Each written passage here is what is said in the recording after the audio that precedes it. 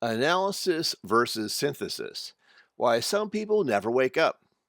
Analysis is what you get with the pundits on the mainstream news and with the alt right news. They analyze events. In other words, they take current events apart piece by piece to explain what happened. It's kind of like putting an event through a microscope or breaking everything down to the molecular level.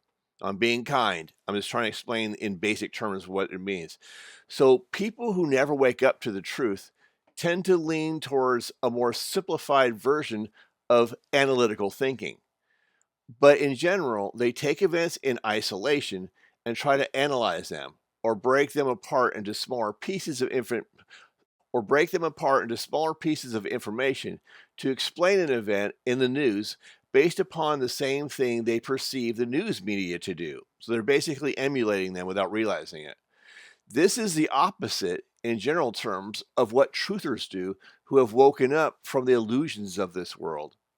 Truthers are more about synthesis than analysis. They look for connections between events to bring them together, to see how the pieces fit together, if you will, or synthesize events to see how they connect to the bigger picture. So, in short, truthers look for patterns, and people who are still asleep look for details in isolation. So, people who are still asleep, they see the world as a series of unrelated events to take apart and analyze separately because they're not connected to anything else. So, they never see the dots and how they all connect together.